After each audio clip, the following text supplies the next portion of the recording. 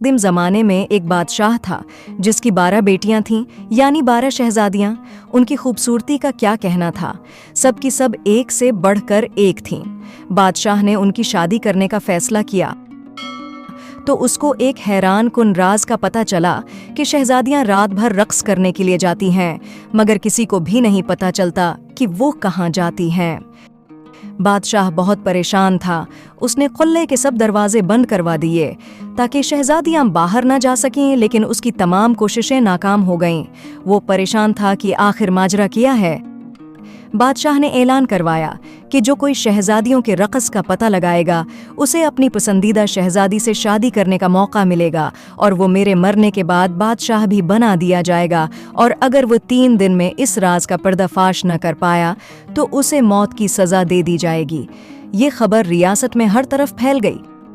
एक शहजादा आया जो रक़्स के राज का पता लगाना चाहता था। उसने कहा, मैं आपकी पड़ोसी रियासत का शहजादा हूँ और शहजादियों के रक़्स का पता लगाने आया हूँ। बादशाह ने उसका इस्तकबाल किया। रात का खाना खाने के बाद उसे शहजादियों के कमरे के साथ वाला कमरा सोने के लिए दे दिया गया। शहजादियों के कमरे का दरवाज़ा खुला रखा गया और शहजादे का पलंग ऐसे रखा गया कि वो सारी रात उन पर नज़र रख सके। रात को शहजादियां उसके लिए शरबत लेकर आएं, जिसको पीते ही उसे नींद आ गई। जब उसकी आंख खल्ली तो शहजादियां रक़स करके वापस आ चुकी थीं। तीनों दिन ऐसे ही चलता रहा। चौथे दिन जब शहजादा बादशाह के सामने हाजिर हुआ तो उसके पास बादशाह के सवालों का कोई जवाब न था। बादशाह ने उसे मौत की सज़ा दे दी। यूं ही बहुत से लोग आए, लेकिन सब नाकाम रहे। फिर एक दिन एक ज़ख्मी सिपाही अपनी किस्मत आजमाने बादशाह की रियासत की तरफ चल पड़ा। रास्ते में उसे एक बढ़िया मिली। सिपाही ने बढ़िया की मदद की। बढ़िया ने बदले में उसे एक पोशाक दी और कहा कि ये पहनकर तुम किसी को नज़र नहीं आओगे, और ये भी बताया कि जो जूस शहजादियां तुम्हें दें वो मुत पीना। सिपाही बादशाह की रियासत में पहुंच गया। बादशाह ने उसका इस्तकबाल किया और उसे भी शहजादियों के रक़स का राज मालूम करने के लिए 3 दिन दिए गए।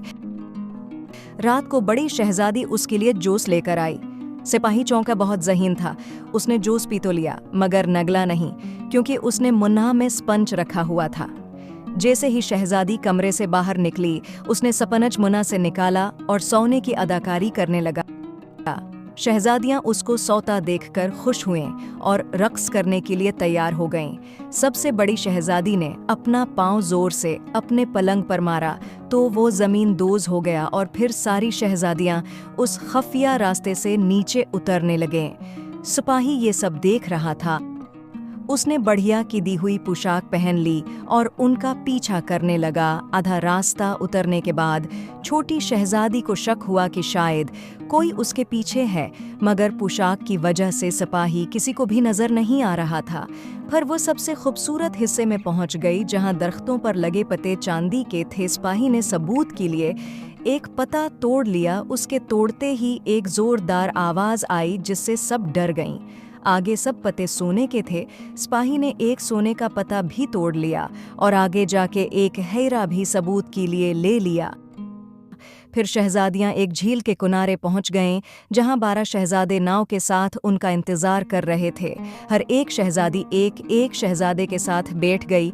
सिपाही छोटी शहजादी के साथ बैठा रहा और सब झील के दूसरे किनारे पहुंच गए, जहां एक आलीशान किला था और वहां साज बज रहे थे, और उसकी दुल्हन पर सब शहजादियां रक़स करने लगे। सुबह 3 बजे तक ये सब चलता रहा, जब तक उनके जौतों में छीद हो गए, और फिर सब वापस आ गए, और सिपाही भी जल्दी से भागकर अपने कमरे में जाकर सो गया कि किसी को शक न हो। ये सिलसिला कई दिन तक चलता रहा। सिपाही उनका ताक़ब करता रहा और सबूत भी लाता रहा, और उनसे पहले ही आकर सो भी जाता। यूं किसी को शक भी नहीं हुआ। जब फैसले की घड़ी आई तो बादशाह ने सिपाही को बुलाया।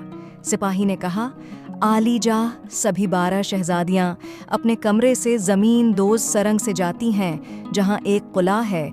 उसने सबूत भी दिखाए। शहजादियों ने ये सब मान लिया। बादशाह ने उस सिपाही को खूब इनाम से नवाजा और पूछा, मेरी किस बेटी से शादी करना चाहते हो? उसने सबसे बड़ी शहजादी को पसंद किया।